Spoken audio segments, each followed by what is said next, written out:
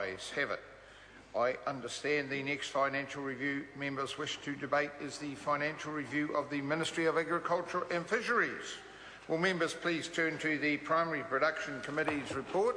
And the question is that the report of the Primary Production Committee on the 2010-11 financial review of the Ministry of Agriculture and Forestry be noted. You must call, you say Mr Chair, then I respond. Mr Chair. Stephen Browning. Thank you. Mr Chair,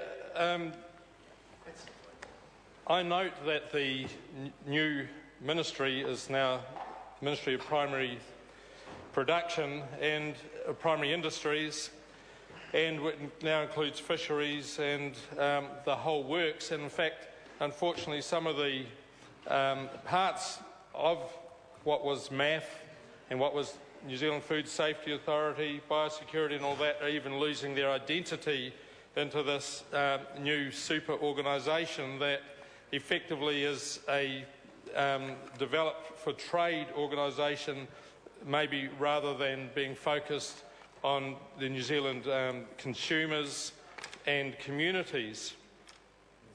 But this particular report is pretty specific. We've got biosecurity and forestry in particular that came up in there, but there's also some issues came up during the questioning of the then Ministry's personnel of both organics and GE. So I'd like to cover 2 or 3 items.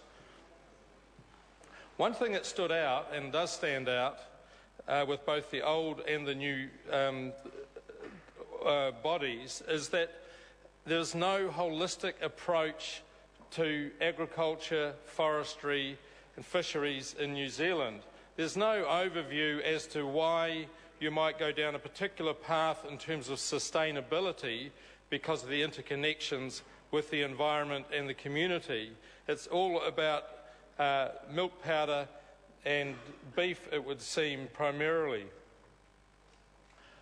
I wondered why, and I've asked and will continue to push, as to why MAF and this government have dropped any effort towards the organic sector in New Zealand. The organic sector is showing best practice in terms of sustainability in this country that can actually resolve many of the issues that we see in our environment that the community at whole is effectively propping up for the primary producers that are actually doing a bad job. There are plenty that are doing a good job, but unfortunately there's a hang of a lot that are doing a very bad job in terms of our environment.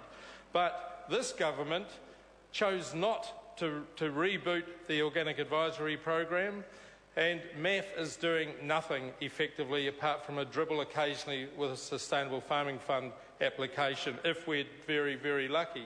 But at the same time, we're still seeing money going into genetic engineering. It is definitely not great in any sense of it.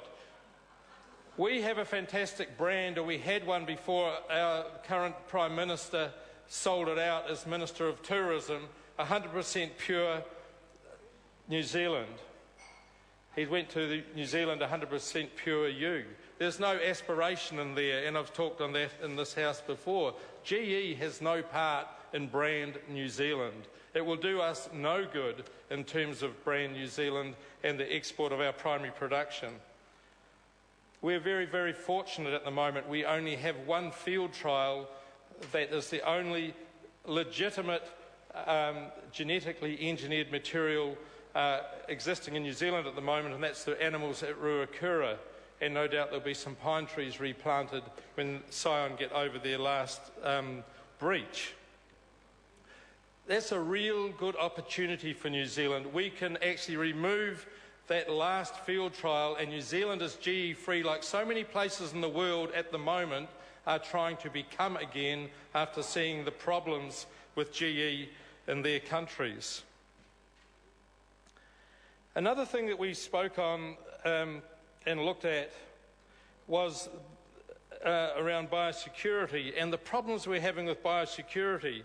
Again, we've seen with this government allowing border control staff to drop by 60 because trade had dropped off and they didn't see the need. Yes, we've got some smart new systems in terms of risk analysis, but in fact what we're doing is dropping the game in a big time. We had the strawberry seed incursion of, it'll be very interesting to know actually just how bad that was, because I suspect there was an issue in terms of contamination of that, because so much of that was suppressed. Just been talking with the pork industry, who see this government about to allow... Mr Chairman. I call the Honourable Minister David Carter. Mr Chairman.